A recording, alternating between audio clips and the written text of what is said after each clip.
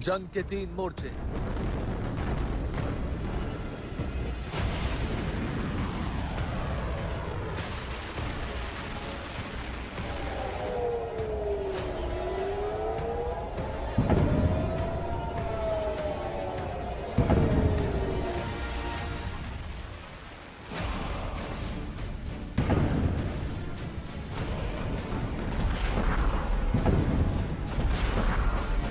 जंग के 3 किरदार। It's a map of a curse.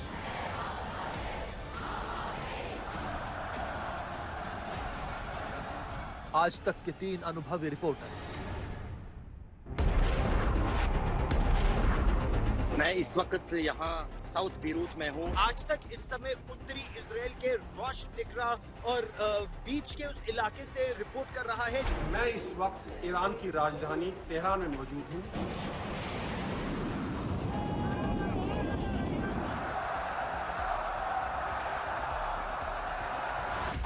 Ashraf वानी, गौरव सावंत, राजेश पवार।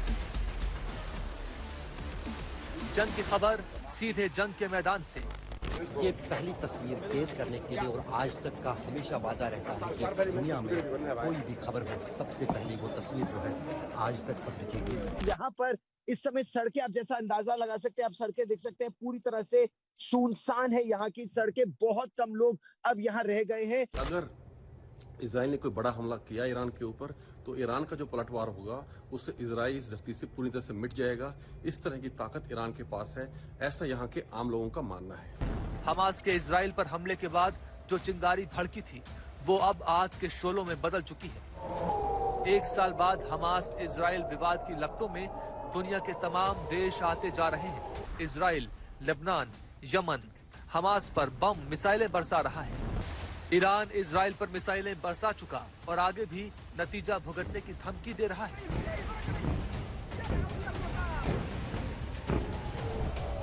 محمد بن علي باقر علم الأولين والآخرين انجام میگیرد کما اینکه انجام گرفت.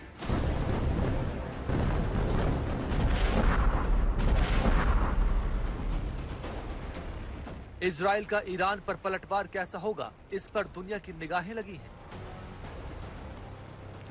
आज तक के 3 रिपोर्टर जंग की जमीनी सच्चाई दिखा और बता रहे हैं।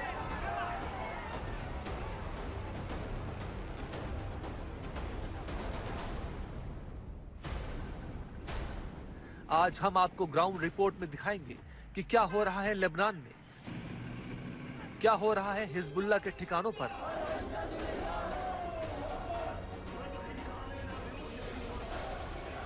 इजराइल की कार्रवाई से लेबनान में कितनी तबाही हो रही है, इसकी पल पल की खबर दिखाएंगे लेबनान से अशरफ वानी। मेरे पीछे जो इमारत है ये आज जो एरियल स्ट्राइक्स जो की है इजराइल ने, आईडीएफ ने, उसमें ये घर जो है ये आईडीएफ ने इसको निशाना बनाया। इसमें कुछ लोगों की जान भी गई है और ये देखिए आपको किस तरह के बॉम्ब इस्तेमाल हो रहे हैं इन आईडीएफ की स्ट्राइक्स में। और ये पूरी तरह से जो है 6 मंजिला इमारत थी पूरी तरह से जमीन पर आ गई है। ईरान के हमले के बाद क्या है इजराइल के हालात, क्या है इजराइल के अंदर का माहौल, इसके चप्पे चप्पे की सारी रिपोर्ट्स बताएंगे गौरव सावंत। ये जितने भी पड़ोसी देश है उनका एक लक्ष्य है इजराइल को जड़ से मिटाना, इजराइल को नेस्त नाबूद कर देना। और अपने वजूद की लड़ाई इस समय इजराइल लड़ रहा है। एक तरफ से 7 तरफ का प्रहार झेल रहा था इजराइल, लेकिन अब पलटवार कर रहा है। उसने 250 लड़ाके तो पिछले 1 हफ्ते में मारे हैं। उसकी टॉप लीडरशिप हसन नसरल्लाह समेत सभी को मार गिराया है। तो हसन नसरल्लाह जो हाशिम सैफुद्दीन जो नया लीडर बन रहा था उसको टारगेट किया है। उनके intelligence chief, drone chief, rocket chief, missile chief सभी को ध्वस्त कर दिया है। सेकंड रैंक लीडरशिप मार दी है। इसीलिए अब एयर स्ट्राइक्स, रॉकेट स्ट्राइक्स और मिसाइल स्ट्राइक्स और ज्यादा की जा रही है ग्राउंड फोर्सेस को और ज्यादा भेजने से पहले, क्योंकि युआव गलांट जो यहाँ के रक्षा मंत्री है वो भी इस समय यहाँ 36 डिवीजन के सैनिकों के साथ है उत्तरी इजराइल में, ताकि लेबनान जाने वाले सिपाहियों का वो मनोबल बढ़ा सके। इजराइल पर करीब 200 मिसाइल दागने के बाद और इजराइल की तरफ से बदले की कार्रवाई की आशंकाओं के बीच ईरान में क्या चल रहा है, कैसी तैयारियां चल रही हैं खामनेई के किले में, ये बताएंगे राजेश पवार। कई साल के बाद अयातुल्लाह खमैनी जो यहाँ के धार्मिक गुरु हैं और यहाँ के कर्ता धर्ता हैं, वो कई साल के बाद, लगभग 5 से 6 साल के बाद पब्लिक में आए हैं और पब्लिक में आकर उन्होंने आज जनता को एड्रेस किया है। और जो भीड़ थी वहां पर वो देखने से बनता था, वो हजारों में नहीं थी, लाखों में तादाद में लोग आए थे। बहुत से लोग रो रहे थे, बहुत से लोग गुस्से में थे, चिल्ला रहे थे, कुछ लोग बदले की बातें कर रहे थे।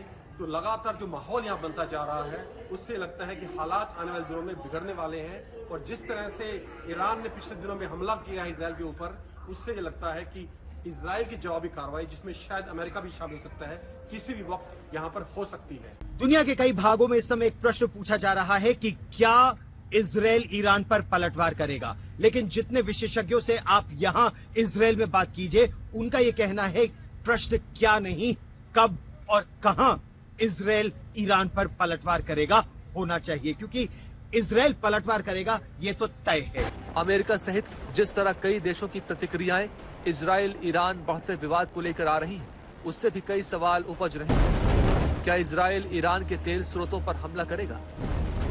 क्या इजराइल ईरान के परमाणु केंद्रों पर अटैक करेगा? क्या इजराइल ईरान के पावर प्लांट्स को निशाना बनाएगा? क्या इजराइल ईरान पर ड्रोन से टारगेट अटैक करेगा? इस ऑपरेशन के पहले चरण में हमास के खिलाफ पिछले 1 साल से मुहिम चलाई जा रही है। अब 1 साल बाद हिजबुल्लाह के खिलाफ उस मुहिम को तेज किया जा रहा है, जिसमें हिजबुल्लाह के हसन नसरल्लाह और फुआद शुक्र समेत पूरे टॉप कमांडर्स और पेजर के धमाकों से जितने टैक्टिकल लेवल कमांडर्स हैं, उनके खिलाफ ऑपरेशंस के बाद अब दक्षिणी लेबनान के इलाके को हिजबुल्लाह मुक्त करने की कोशिश की जा रही है। एक बार जब ये दोनों ऑपरेशन पर सफलता मिले इजराइल को, तब आतंक के उस गढ़, और ये इजराइल की भाषा है, आतंक के गढ़ ईरान पर उनका हमला होगा। और प्रश्न ये कि उनके ईंधन के ठिकानों को, यानी तेल के भंडारों को निशाना बनाया जाएगा या परमाणु ठिकानों को निशाना बनाया जाएगा। ईरान इजराइल के बदला लेने के मिजाज को समझता है, लिहाजा बार बार ईरान की तरफ से इजराइल को हमले का जवाब न देने की धमकियां उठ रही हैं। मुसलमानों को मिलकर रहना होगा, अल्लाह के बताए रास्ते से न हटें। मुस्लिम साथ रहें तो अल्लाह मेहरबान। दुश्मनों से सावधान रहना होगा। दुश्मन हमें तोड़ना चाहता है। मुस्लिम विरोधी विनाश की राह चल रहे हैं। दुश्मन चाहता है कि मुसलमान एक न हो। ये सिर्फ हमारे नहीं, फिलिस्तीन, यमन सबके दुश्मन हैं। दुश्मन कामयाब हुआ तो मुसलमानों के लिए ठीक नहीं। ईरान से गाजा, यमन, लेबनान तक मुस्लिम एक हो जाएं।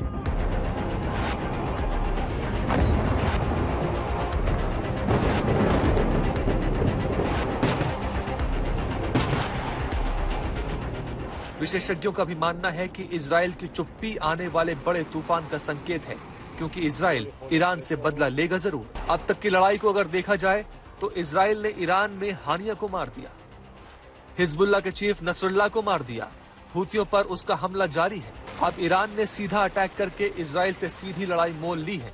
वैसे भी हमास, हूती, हिजबुल्लाह सबका सेंटर ऑफ ग्रेविटी ईरान ही है, और इजराइल इस बार लड़ाई का अंत मिडिल ईस्ट का इतिहास बदलने के साथ करना चाहता है। हालात को ऐसे भी देखा जा सकता है कि ईरान के इजराइल पर अटैक के बाद से अमेरिका की बयानों की भाषा बदल चुकी है। जो अमेरिका लगातार इजराइल को संयम बरतने की नसीहतें दे रहा था, उसने ईरान को गंभीर परिणाम भुगतने की चेतावनी दी है। साफ है कि अब इजराइल अमेरिका को विश्वास में लेकर ईरान पर किसी बड़े हमले की तैयारी कर सकता है।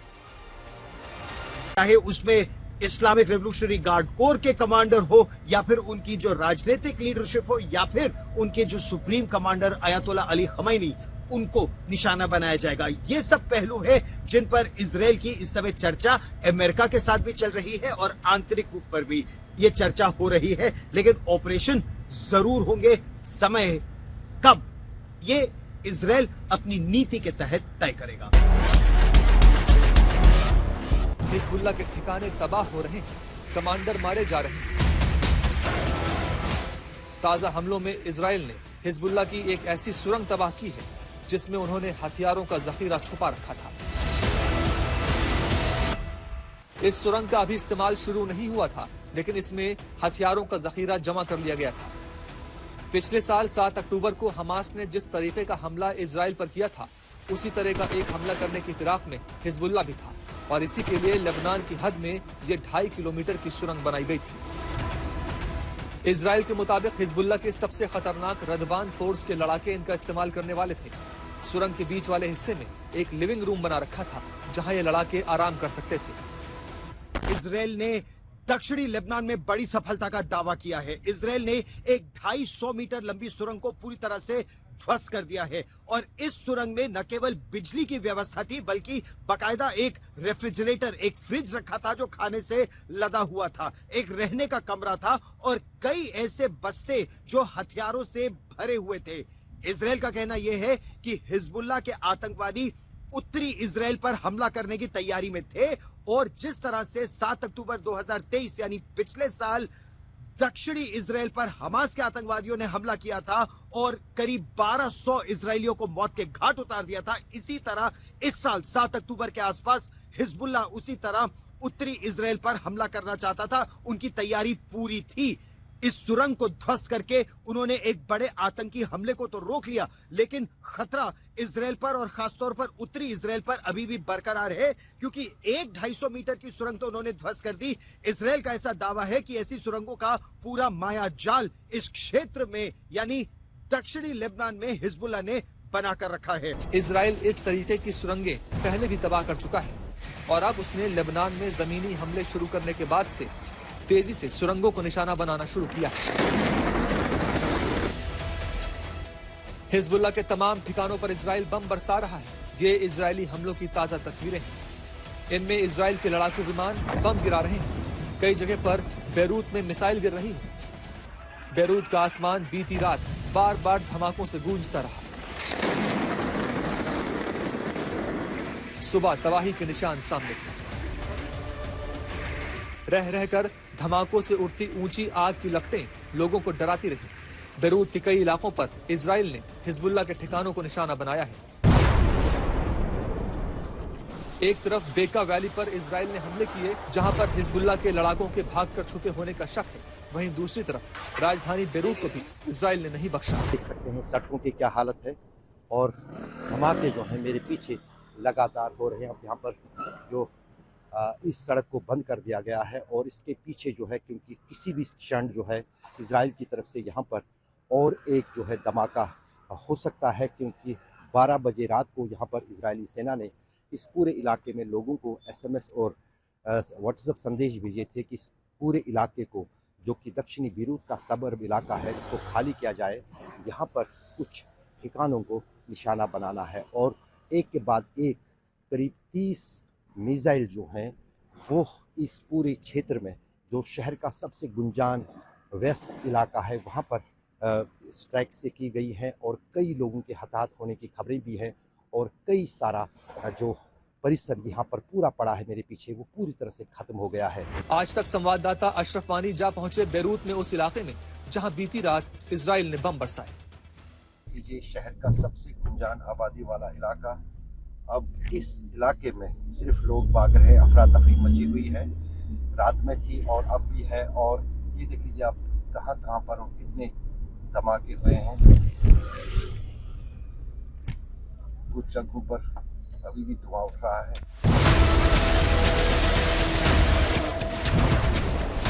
इजरायली सेना ने शनिवार को लेबनान में हिजबुल्लाह के कमांड सेंटर और हथियारों के भंडार को निशाना बनाया था। इजराइल ने दावा किया कि उसने जमीनी अभियान शुरू होने के बाद से लगभग 400 हिजबुल्लाह लड़ाकों को मार गिराया है। इजराइल का यह भी दावा है कि ईरान की सेना में कासिम सुलेमानी के उत्तराधिकारी माने जा रहे ब्रिगेडियर जनरल इस्माइल कानी को भी नसरुल्लाह पर किए गए हमले में मार गिराया है, क्योंकि इस्माइल कानी कई दिन से लापता बताए जा रहे हैं।